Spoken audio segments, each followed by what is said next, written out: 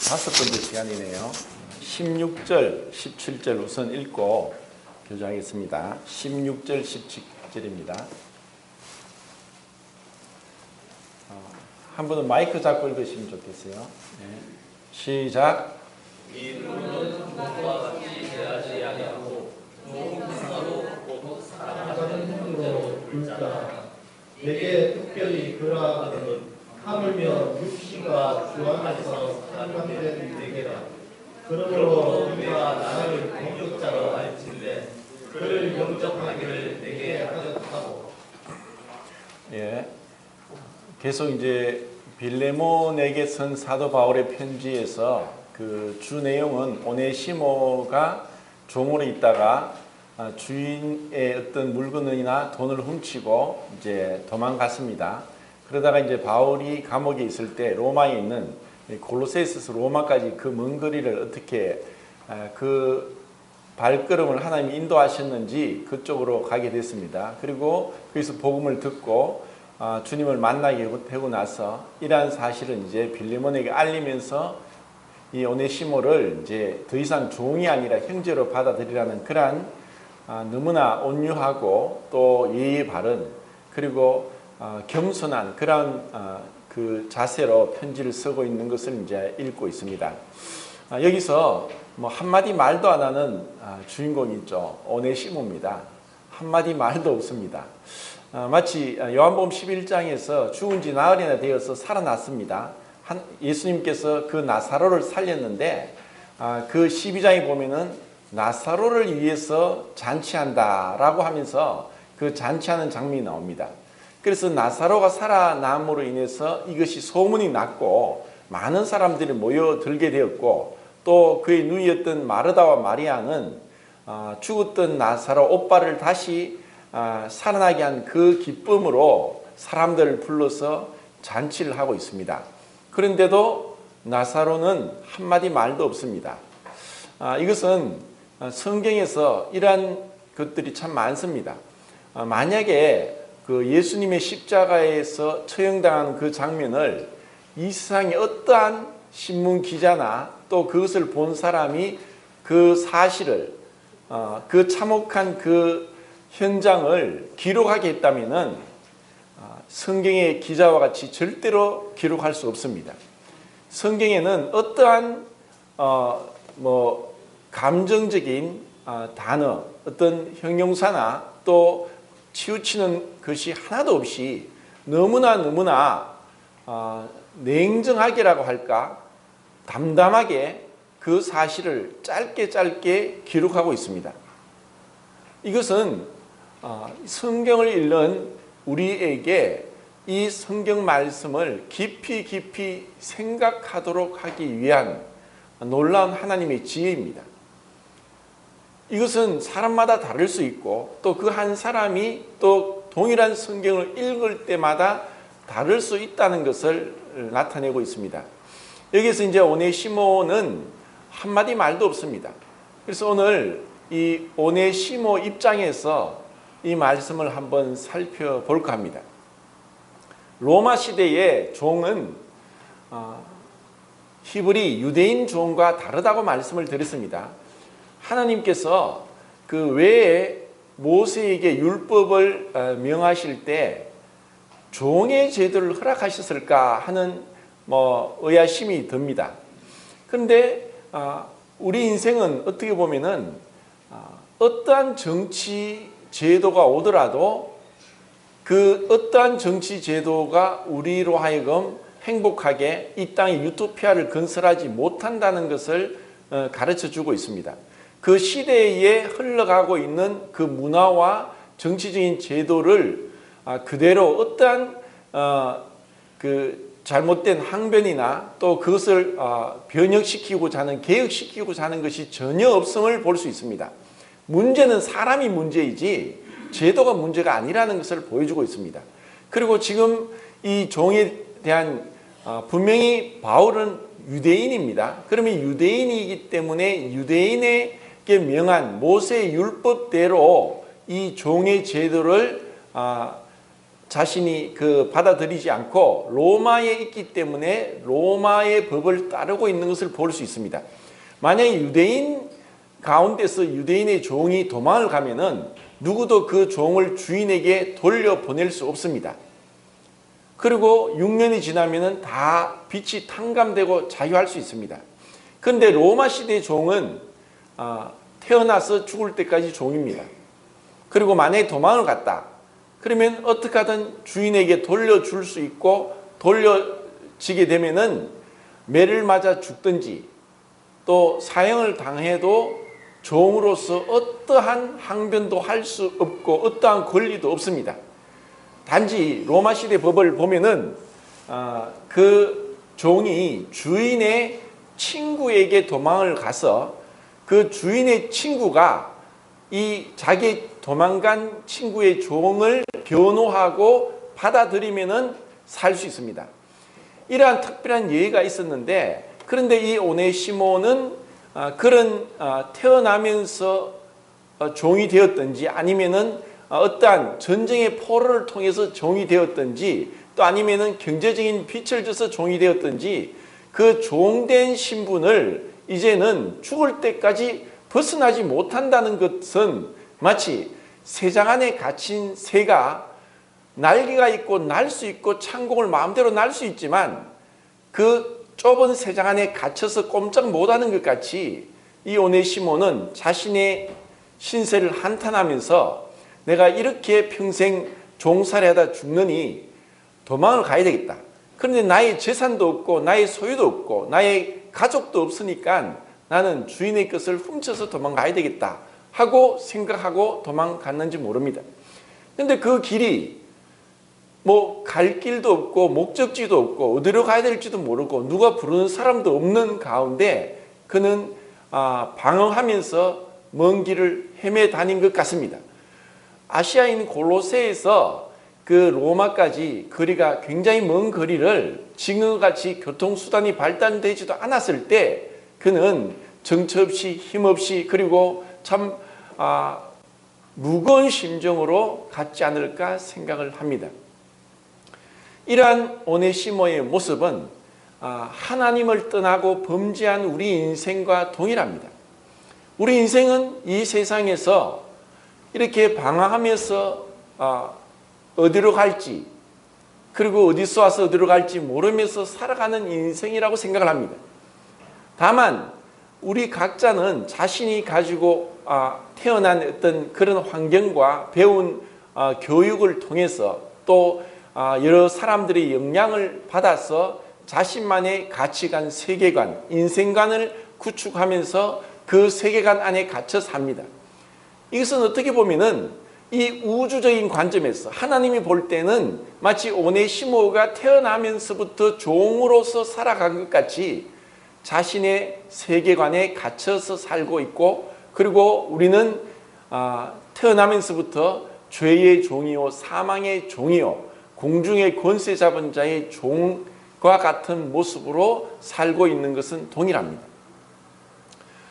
그리고 이 오네시모에게는 종으로서 그의 어떤 가족에 대한 어떠한 말씀도 없는 것 같습니다. 어쩌면 우리 인생은 가족이 있다 할지라도 나이가 들면서 독립을 하게 되고 그리고 각자 자신의 인생을 살게 되면서 태어나면서부터 보호받고 자랐던 부모와 또 형제 자매들로부터 이제 분리되는 것이 우리 인생입니다. 이것은 오네시모도 마찬가지였습니다. 그런데 정말 우리에게 이렇게 인생은 어떻게 보면 철저하게 혼자입니다. 우리가 같이 살아가고 있지만 내 마음의 고통, 내 마음의 슬픔과 내 마음의 이 여러 가지 복잡다단한 이러한 심정들을 누가 다 알아줄 수 없습니다. 그리고 우리는 이 세상에 살면서 어떤 부분에 있어서는 자신에 대해서, 자신의 행동에 대해서 스스로 책임을 져야 됩니다. 누가 대신 지지를 않습니다.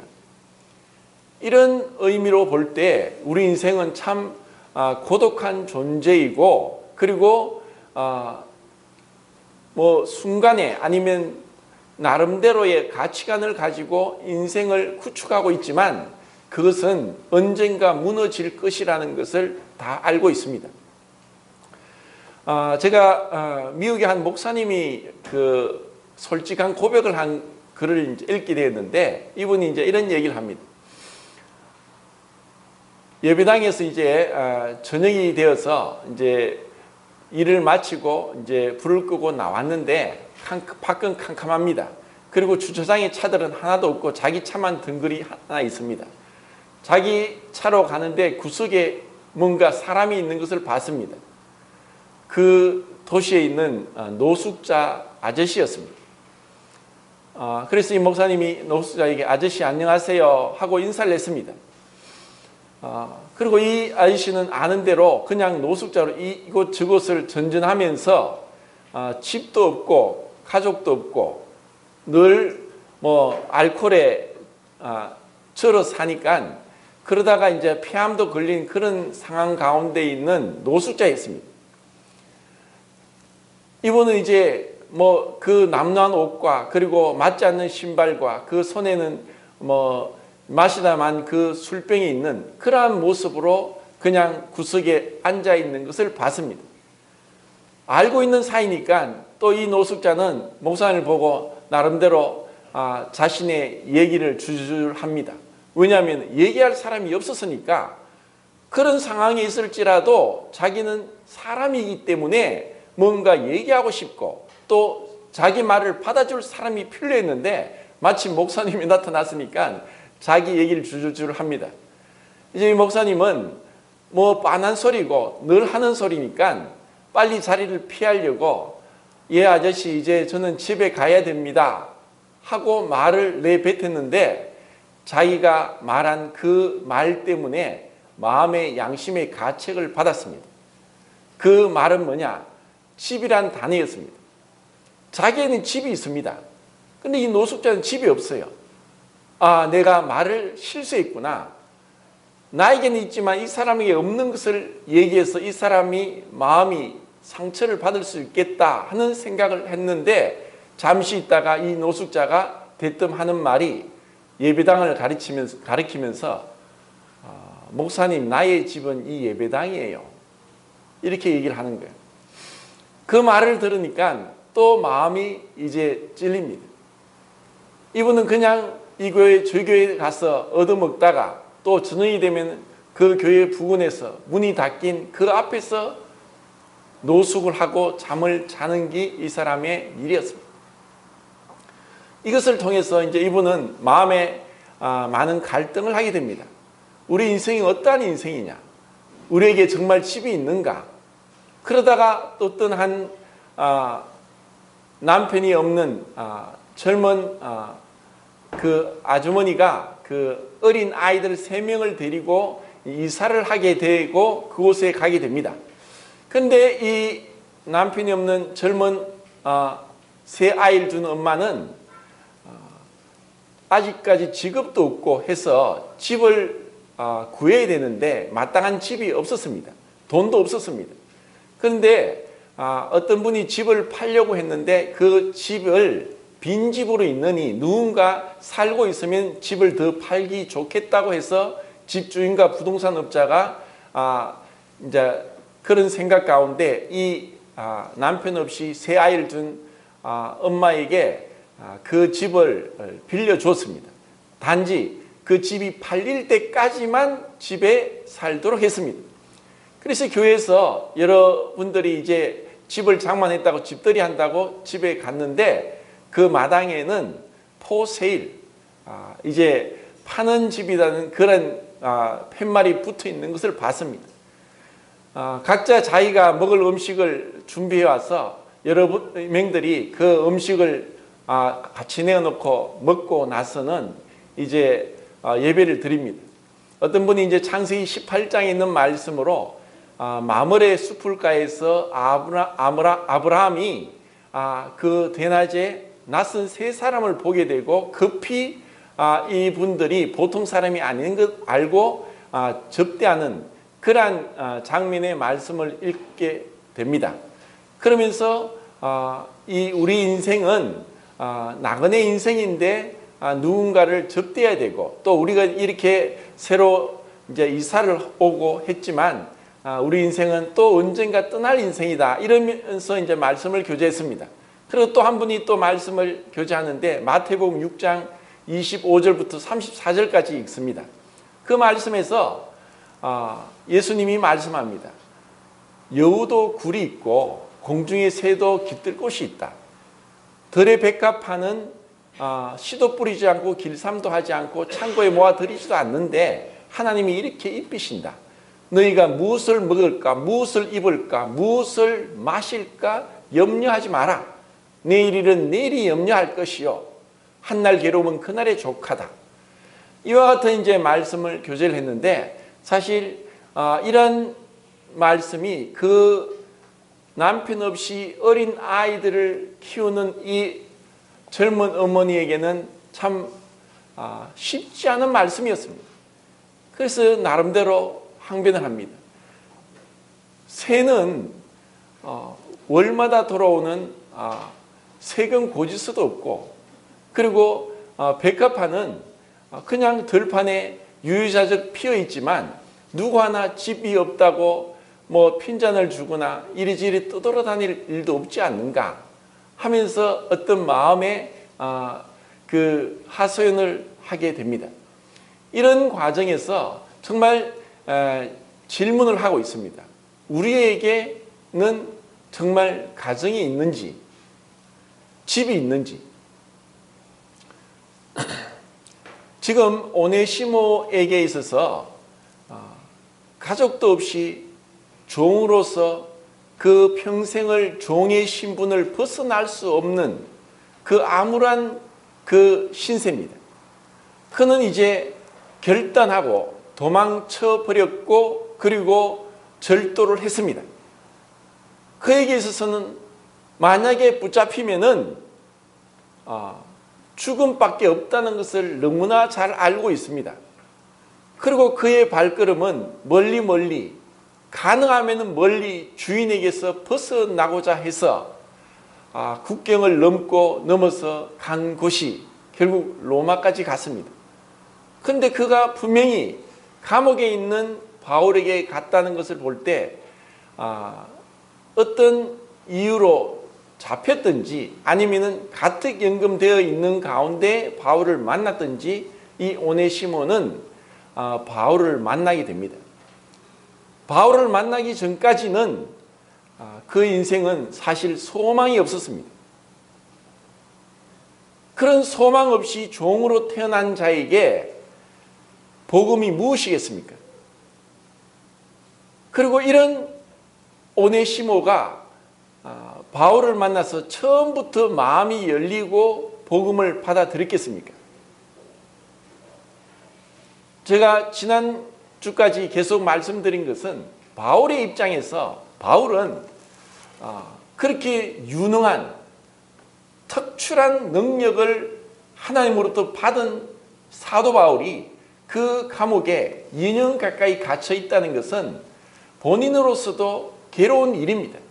내가 빨리 가서 이 목숨이 닿는 한까지 전도를 해야 되는데, 선교를 해야 되는데, 내가 여기 갇혀서 이렇게 꼼짝 못하고 여기서 나올 수 없다는 것은 하나님 앞에서도 하나님이 얼마나 큰 손해일까. 나에게 이렇게 많은 은사를 주셨는데 이 은사를 부지런히 활용해서 하나님 앞에 열매로 드려야 되는데 내가 지금 무엇을 하고 있는가. 그러한 때에 하나님은 오네시모를 붙여주셨습니다.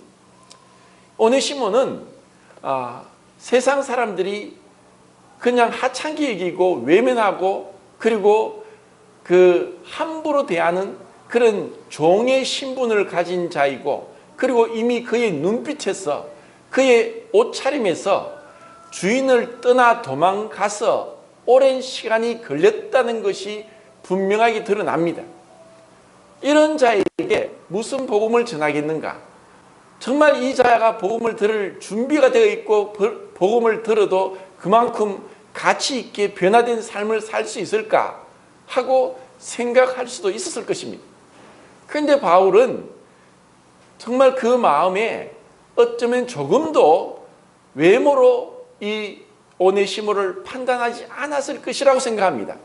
왜냐하면 야고보서에도 외모로 판단하는 것은 죄라고 했기 때문에 오네시모는 이러한 바울이 진심으로 자기를 향해 마음이 열리고 그리고 자신의 그러한 신세를 향해서 판단하지 않고 비난하지 않고 정죄하지 않는 따뜻한 인간적인 바울에게 마음이 열렸을 것입니다.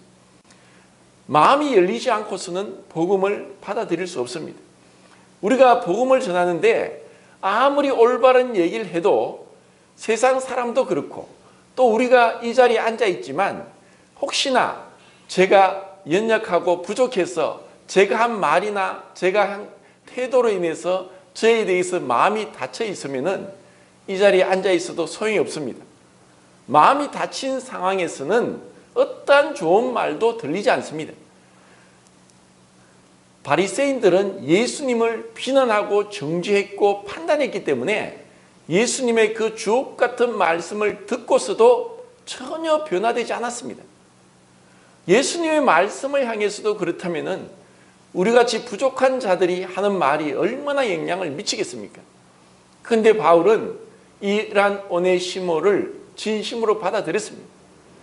그의 형편을 봤습니다. 마치 예수님이 베데스다 연못가에서 38년 동안 아무도 돌아보지 않고 누구 하나 그에게 관심 쓰지 않고 정말 어떻게 하든 낫고 싶어서 그 베데스다 연못가에서 물이 동하기만을 기다리고 있었지만 그는 38년 동안 누구 하나 도와주지 못해서 스스로는 갈 수 없으니까 마음만 졸이고 있었을 때 예수님이 보셨습니다. 예수님이 그것을 봤습니다. 지난주에 제가 나의 신복이라고 했던 그것이 스프랑크나라고 했고 그것이 심장 내장이라는 뜻을 가지고 있다고 했습니다.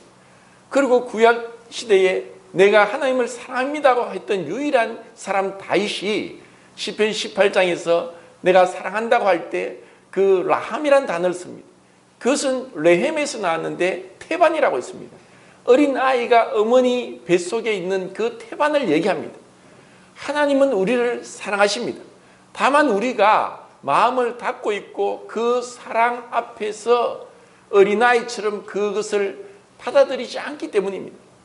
이제 오네시모는 바울이 자기를 향해서 진심으로 자기에게 무언가를 주고자 한다는 것을 알게 되었습니다. 사랑은 주는 것입니다. 하나님이 세상을 이처럼 사랑하사 독생자를 주셨으니 그 상대방에게 무엇을 주는가가 우리의 사랑이 측정되는 것입니다. 그 상대방을 위해서 무엇을 주느냐. 바울은 그 오네시모의 마음이 열리도록 그가 비록 갇혀있지만 그를 따뜻하게 할 그리고 마음을 녹일 뭔가를 주면서 대화를 했다고 합니다. 그리고 그 대화 가운데 정말 그가 오직 한 가지 그리스도를 아는 지식이 고상함으로 인해서 모든 것을 배설물로 여길 정도로 그리스도가 마음에 가득 찼기 때문에 그는 그리스도를 전했습니다. 예수 그리스도를 전했습니다. 그 예수 그리스도의 말씀을 듣고 오네시모는 그 마음문을 열고 예수님을 구주와 주인으로 영접하게 됩니다.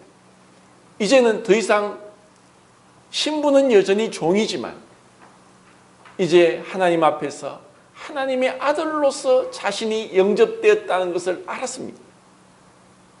이제 그에게 얼마나 큰 기쁨과 자유가 왔겠습니까? 그런데 이러한 오네시모를 바울은 다시 주인에게 돌려보내기로 작정을 합니다. 이것은 어쩌면 로마법 아래에서 당연한 것인지 모릅니다. 그런데 이제는 그 멀리 떨어져서 이런 과정을 모르고 있는 그 주인 빌레몬에게 이렇게 소상하게 또 배려 있게 예의를 갖춰서 겸손하게 편지를 쓰면서 이제는 종이 아니라 형제로 받아들여. 이런 편지를 쓰게 됩니다. 더 이상 종이 아니라 형제로 받아주기를 바라는 마음으로 이 편지를 쓰고 있습니다. 이것은 빌레몬의 입장에서는 사실 쉽지 않은 것입니다. 제가 우리의 그리스도의 신분은 이미 하늘에 앉혀진 바 되었고 하나님 앞에서 의로운 자로, 죄 없는 자로, 우리는 거룩한 자로 있지만 아직 우리의 상태는 죄인입니다. 우리의 상태는 아직까지 주님의 은혜로, 그 사랑으로 변화되어 가는, 성화되어 가는 과정 가운데 있습니다. 그렇기 때문에 구원을 받았다 할지라도 또 빌레몬이 바울에게 복음을 듣고 구원을 받고 그리고 그의 가정에서 교회가 시작되었다 할지라도 빌레몬은 아직까지 부족함이 있고 그리고 여전히 변화되어야 갈 부분이 있습니다. 이러한 편지를 받으면서 우리가 빌레몬이라면은 만약에 우리가 여전히 아직 구원을 받았음에도 불구하고 그리스도의 사랑이 충만하고 그리고 한 영혼에 대한 사랑과 또 애정이 없다면은 이 편지를 받고 불쾌할 수 있습니다. 내가 주인인데 왜 당신이 그런 얘기를 하느냐? 그리고 이 주인은 나의 재산인데 우리는 어떤 부분에 있어서 자신의 신체나 자신의 어떤 인격이나 자신의 재물이 빼앗기고 공격을 당하면은 마치 독사가 독을 품듯이 위험을 당했을 때 고개를 들고 무는 것과 같은 그러한 엄청나게 무서운 독사가 우리 안에 있습니다. 감히 나를 이렇게 못 오게, 나를 비난해, 감히 나의 재산을 훔치고 빼앗아가 하면서 우리는 대번에 우리의 마음에 참을 수 없는 분노가 일어나는 것이 우리 그리스도인들입니다. 세상 사람도 마찬가지입니다. 우리 그리스도인들이 흔히 구원을 받았으니까 모든 것이 변화되었다는 것은 착각이고 거짓입니다. 구원은 받았지만 하나님 앞에서 하나님께서 우리를 인정하시고 죄 없다 하시고 거룩하다고 하시지만 우리는 여전히 죄 가운데 살고 있습니다. 죄의 형벌로부터는 구원을 받았지만 죄의 권세는 여전히 작용하고 있습니다. 이 죄의 권세로부터 우리는 벗어나기에 시간이 필요합니다. 그리고 은혜가 필요합니다. 그리고 말씀이 필요합니다. 그리고 기도가 필요합니다. 그래서 이 빌레몬이 이러한 편지를 받고서 금방 마음이 눈 녹듯이 그렇게 녹으면서 받아들인다는 것은 쉽지 않은 결정입니다. 그리고 빌레몬이 정말 화를 낼 수도 있고 아무리 바울이 위대한 사도이고 나에게 복음을 전했을지라도 자신의 재산인 종인 오네시모를 향해서 함부로 이렇게 얘기를 한다는 것, 그냥 이 종되었던 자를 다시 돌려보낸다는 것도 아니고 이 종되었던 오네시모를 형제로, 가족으로, 식구로 받아들이라고 한다는 것은 사실 엄청난 부담이 되는 말씀입니다. 이것이 쉽지 않은 것입니다. 그런데 바울이 이렇게 오네시모를 형제로 받아들이라고 하는 이 말씀을 통해서 교회가 무엇인지 볼 수 있습니다. 자, 제가 교회는 초대교회 때 집교회, 집에 있는 교회, 빌레몬의 집에 있는 교회, 결국 이 교회는 하나님의 집이고 하나님의 자녀들이 모여 있는 곳이 집입니다. 교회입니다. 그러면 이 세상에는 얼마나 많은 사람들이 집이 없이 헤매고 있는지 모릅니다. 우리나라 주택 보급률은 100% 넘었습니다. 이 주택 수를 인구수로 나누면은 100% 넘게 주택은 충분하게 모든 사람에게 집을 제공할 정도로 국가에서 아파트와 주택을 지었습니다. 그런데 실질적으로 주택 보급률, 집을 자기 집으로 가지고 있는 사람은 50%대입니다. 서울이 가장 낮은데 40%밖에 안 됩니다. 이것은 뭐냐? 소수의 사람들이 수많은 집을 가지고 있습니다. 어떤 분은 거의 몇백 채의 집을 가지고 있는 사람도 있더라고요. 많은 사람들은 집이 없습니다. 그러면 집이 있다고 정말 그 집이 정말 외제 대리석이나 외제 벽지나 외제 샹드레를 집을 꾸민다고 할지라도 그 안에 가족이 사랑이 없고 관심이 없고 섬김이 없고 또 애정이 없으면은 그것을 집이라고 할 수 없습니다. 그것은 예배당도 마찬가지입니다. 정말 가정은 무엇이냐? 교회가 무엇이냐?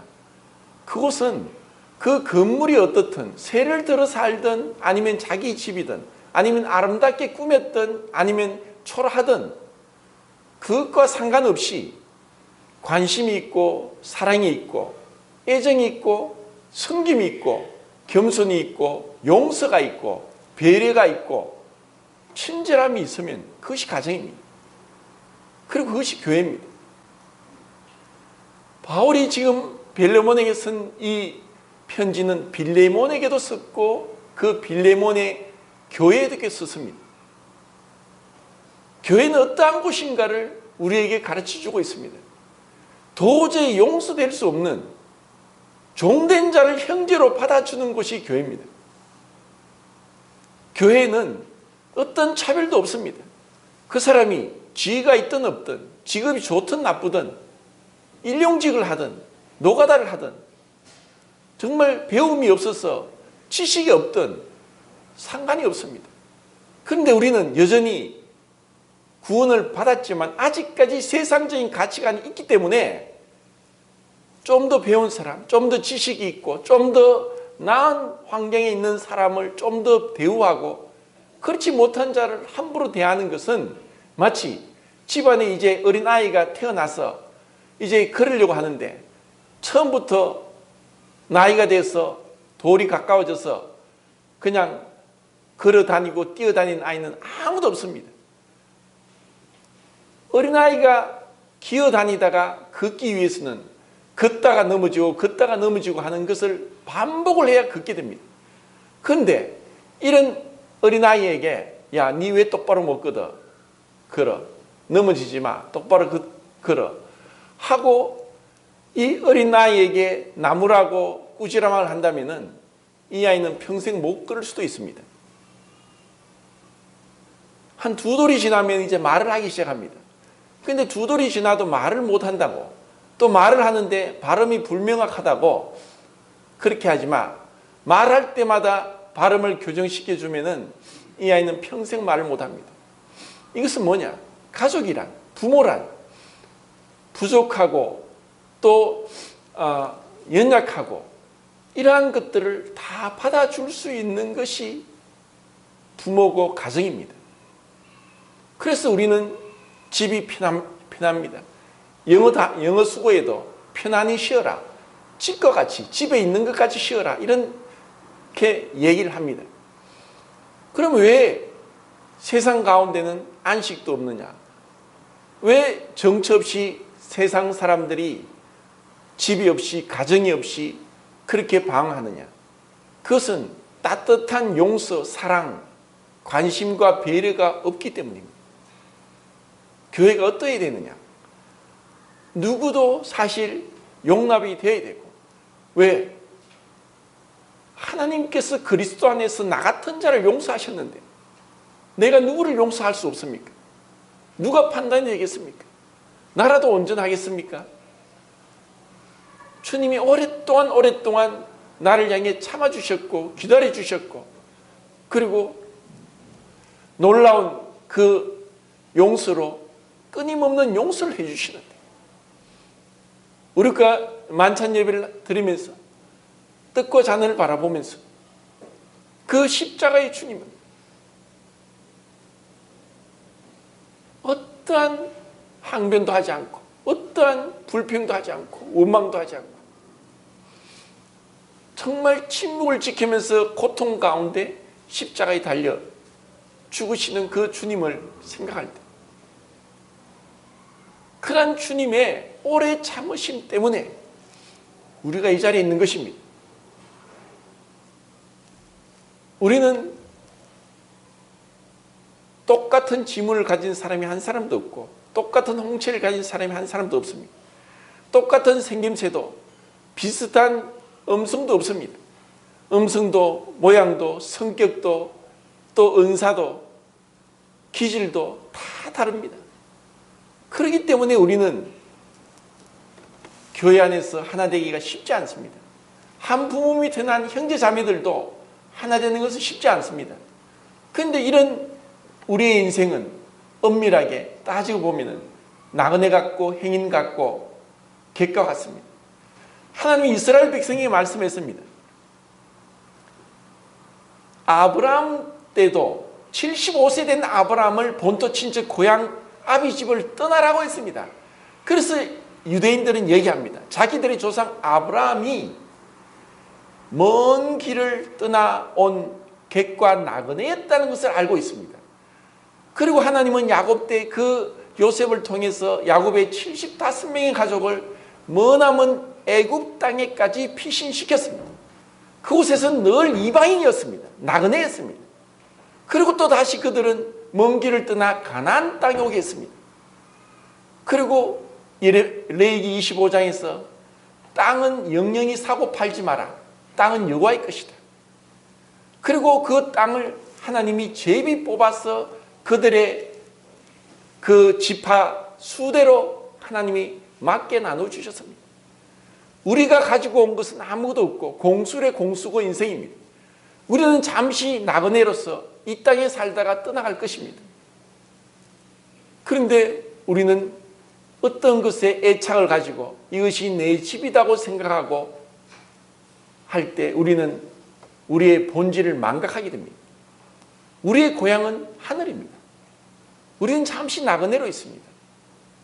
그리고 동일한 나그네로서 방황하고 또 지치고 또 위로가 필요하고 그리고 짐이 있습니다. 그런 나그네끼리 모여서 우리는 서로 위로하고 짐을 털어주고 그리고 용서하고 섬겨주고 사랑하도록 이 주막에 이 교회에 맡겨졌습니다. 바울은 감옥에 갇혀 있으면서도 자신이 갇혀 있는데도 불구하고 그 오네시모를 향해서 사랑을 베풀었고 그리고 마음이 열리게 하고 그 진리의 말씀, 구원의 복음, 생명의 말씀을 전할 수 있었습니다. 우리는 이 나그네 인생 가운데서 내가 정말 내 본향은 아직 하늘에 있고 도착하지 않았으니까 이 나그네 길 인생을 가는 동안에 하나님이 나에게 무엇을 명하실지 오늘은 이곳 내일은 저곳 그리고 내가 누구를 만날지 모르지만 다 모든 일을 하나님의 뜻대로 역사하시는 그분의 그 주관하심 주권 아래서 순종하면서 주님 오늘은 누구를 만나게 하실 것입니까? 오늘은 제가 무슨 마음으로 어떤 뜻으로 주님을 전해야 될까요? 그런 마음으로 우리는 우리의 발걸음을 옮겨가야 될 것입니다.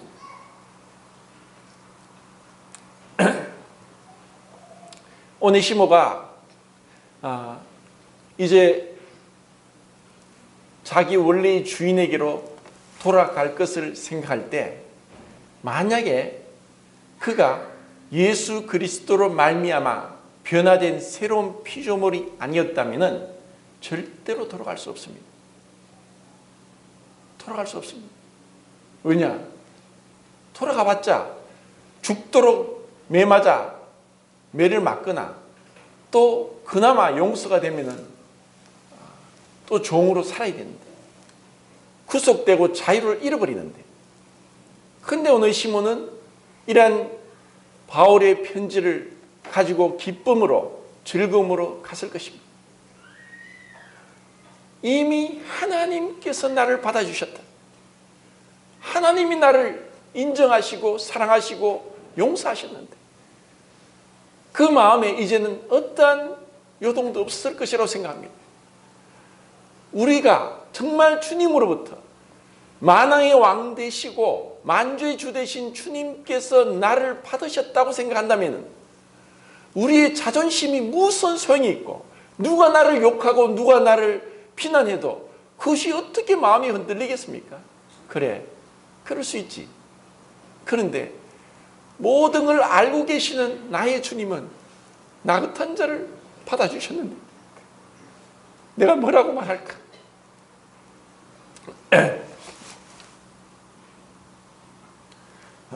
영국 국교회가 성공회인데 그 성공회 감독된 한 사람이 있었습니다. 그 이름이 휴 라티머입니다. 이 휴 라티머는 그 국왕 앞에 갈 때 그 영국 국교회는 아시겠지만은 헨리 8세가 이혼하기 위해서 로마 카톨릭으로부터 분리되고 세운 교회가 영국 국교회의 성공회입니다. 그래서 국왕 앞에서 설교를 해야 됩니다. 국왕 앞에서 설교를 하러 갈 때마다 라티머야, 너는 영국의 국왕 앞에서 설교를 한다 하는 이런 말을 되뇌입니다. 그러니까 그것이 자칫 잘못하면은 그가 잘못 말하면은 죽을 수 있다는 것입니다. 얼마나 두려웠겠습니까? 국왕이 그 초란 라티머란 그 감독의 설교를 듣습니다. 그런데 라티머는 또다시 생각했습니다. 그렇지만 나는 만왕의 왕 대신 구주 예수님 앞에서 설교를 하지 않느냐 하고 자신을 위로하면서 그 국왕 앞에서 설교를 했답니다. 우리는 누구 앞에 있습니까? 우리는 보이지 않는 주님 앞에 있습니다. 그리고 어쩌면 우리 가운데 있는 형제 자매들과 함께 있을 수 있습니다. 내가 주님을 얼마나 잘 섬겼는가. 그것은 마태복음 25장 41절부터 나오는 말씀. 예수님이 말씀했습니다. 네가 내가 배고프고 목마르고 헐벗고 그리고 추워하고 또 옥에 갇혔을 때 나를 돌아봤구나. 주님 언제 제가 그렇게 했습니까? 주님이 말씀하시죠. 내 형제 중에 지극히 작은 자에게 한 것이 곧 내게 한 것이다. 우리는 날마다 주님을 섬기고 있습니다. 주님을 대하고 있습니다. 그리고 우리는 주님 앞에 어떠한 모습으로 설 것인가 매일매일 우리의 삶을 통해서 그 우리의 삶이 계산되고 있습니다.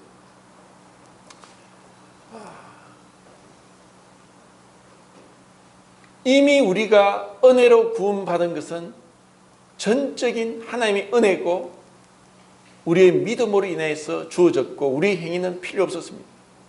그런데 이제 우리가 아직 이루어 가야 될 점진적인 성화, 거룩함은 우리의 행위가 필요하지만 그런데 그 행위의 밑바닥은 믿음입니다.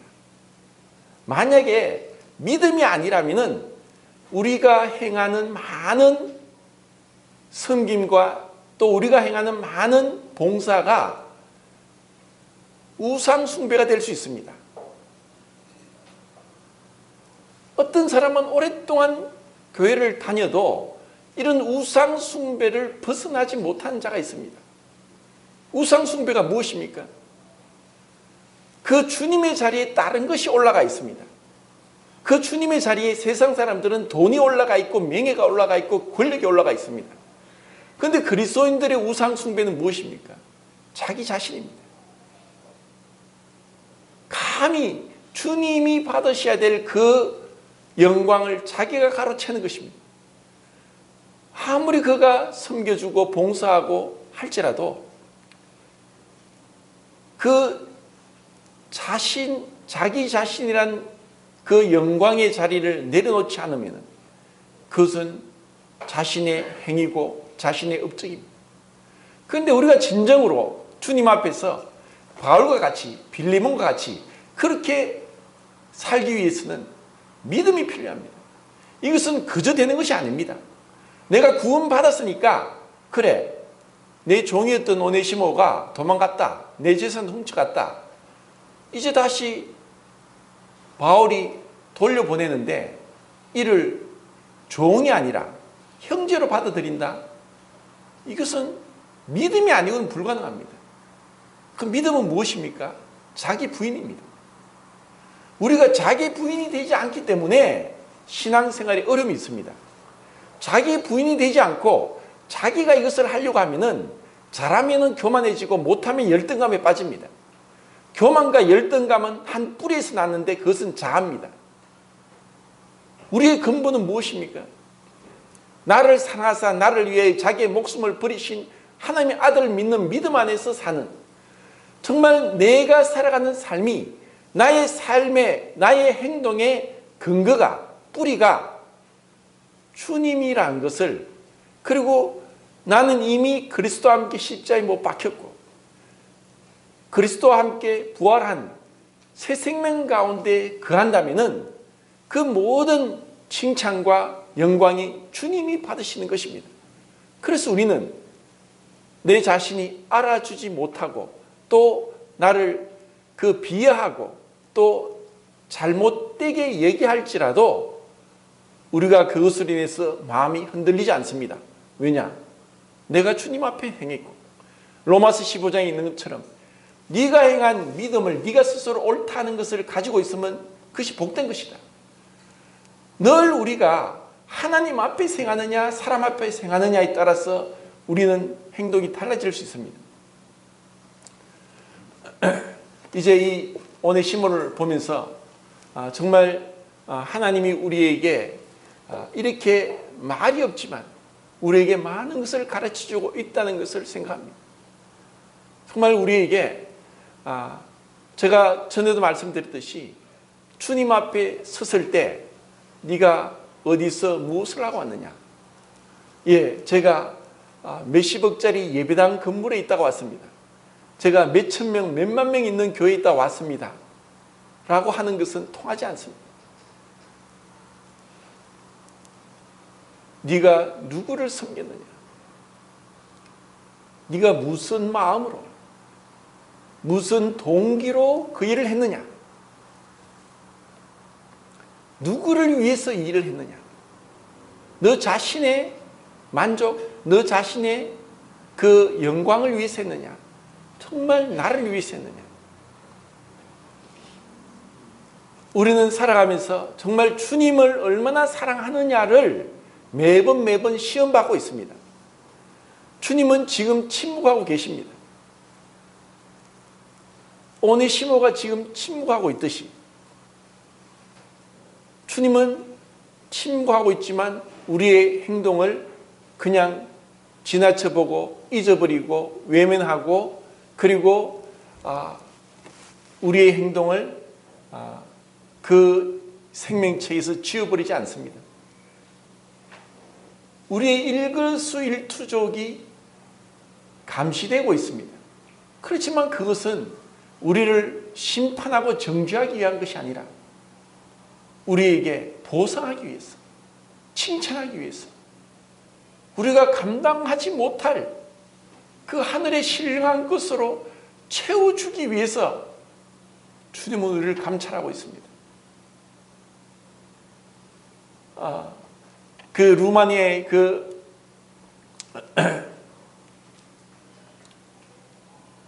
리차드 범브란트 그 목사님이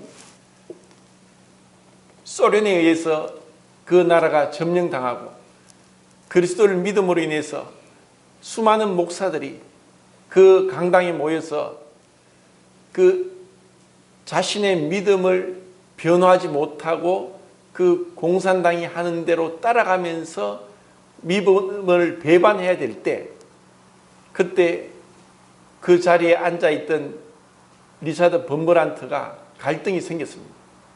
누구 하나 그런 하나님을 대적하고 하나님이 없다고 하는 것에 말하는 목사가 없었습니다. 그 옆에 앉아있던 자기 아내가 옆구리를 찌르면서 당신이 이 자리에서 하나님을 믿는 것을 변호하지 않으면 나는 당신이 부끄러워서 당신의 아내라고 할 수 없을 것이다. 그때 리차드 범브란트가 정신이 바짝 들었습니다. 벌떡 일어서서 나는 하나님을 믿습니다. 하나님이 여기에도 계십니다. 당신들이 말하는 것은 틀렸습니다. 용기 있게 그는 하나님을 대변했습니다. 그래서 그는 붙잡혔고 감옥에서 계속 고문을 당합니다. 고문을 당해도 그는 믿음을 지켰습니다. 그러자 이제는 그 소련 공산당 KGB가 2년 동안 햇빛 하나 들지 않는 지하 감옥에 가뒀습니다. 그는 햇빛 한 번 못 보고 2년 동안 지하 감옥에 갇혀 있었습니다. 나중에 나왔을 때 자기가 자기 모습을 못 봤습니다. 그 감옥의 간수가 거울을 앞에 비췄는데 깜짝 놀랐습니다. 피부는 완전 백세 노인처럼 쭈그러들고 이는 빠지고 2년 동안 햇빛을 못 본 얼굴이 끔찍했습니다. 근데 그가 2년 동안 감옥에 있으면서 매일매일 부르짖었습니다. 하나님 어디 계십니까? 저는 하나님을 믿었습니다. 하나님을 변호했고 이 믿음을 저버리지 않았습니다. 근데 이곳에 언제까지 이곳에 있어야 됩니까? 그는 그렇게 부르짖었는데 시간은 흐르고 얼마나 시간이 가는지도 모르고 날이 가는지도 해가 뜨는지도 해가 지는지도 모르는 가운데 있던 그 캄캄하고 그 차가운 감옥이 갑자기 따뜻하게 온화하게 말할 수 없는 따뜻함으로 그 감옥이 변화됩니다. 그리고 소리가 들립니다. 네 이름이 무엇이냐?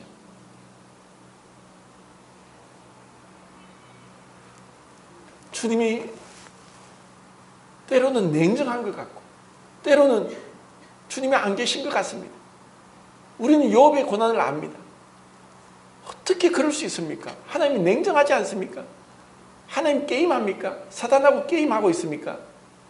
아니 왜 그렇게 경건하고 의롭고 하나님이 칭찬했던 욥을 사단과 게임하듯이 그 비참하게 7명의 아들과 3명의 딸이 죽게 되고 모든 재산이 날아가고 그 온몸에 창이 났어 그 가련대를 기아장으로 끌어야 되는 그 끔찍한 상황 가운데를 내모신 그 하나님이 잔인할 정도로 정말 너무나 냉정한 것 같습니다. 그는 끝까지 자기 의를 붙들었지만 37장까지 하나님은 침묵하십니다. 하나님이 계시지 않는 것 같습니다. 38장에 와서 하나님 말씀하시죠. 무지한 말로 이치를 가낸 자가 누구냐? 하나님이 욥에게 어떠한 질문에 대한 답도 없습니다. 하나님이 이 자연을 그리고 이 창조한 동물들을 나열하십니다. 욥이 깨달아야 됐던 것은 하나님은 창조주시고 나는 피조물이라는 것을 그 사실을 깨닫는데 많은 시간이 걸렸습니다.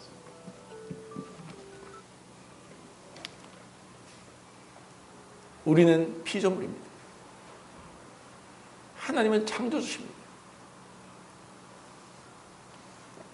그리고 사단에게 하나님은 가르쳐 줄 것이 있었습니다. 욥에게 많은 재산이 있고 부귀 영화를 누리게 했기 때문에 하나님을 믿는 것이 아니라 저 모든 것이 없어져도 하나님을 믿는 믿음, 하나님을 향한 충성, 하나님을 향한 사랑이 있음을 사단에게 보여주고 한 것입니다. 사단을 부끄럽게 하기 위한 것입니다. 우리가 왜 주님을 믿고 왜 주님을 떠나지 않고 살아갑니까? 먼저 주님이 나에게 그 십자가에 피 묻은 손으로 나를 먼저 만졌기 때문입니다.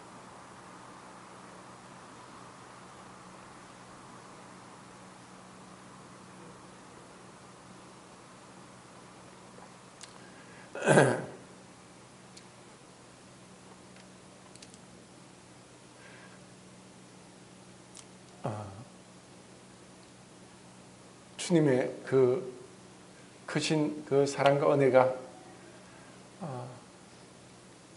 오네시모를 형제로 받아들이게 한 것처럼 이제 우리는 주님과 한 형제로서 거룩하게 하는 자와 거룩하게 함을 입은 자들이 하나 있으나니라. 그러므로 형제라 부르기를 부끄러워하지 아니하시고 우리가 주님 앞에서 어떠한 존귀한 자가 되었는지, 어떻게 우리 비천한 자를 영광스러운 하나님의 자녀가 되게 했는지 진실로 주님 앞에 감사드리길 바랍니다.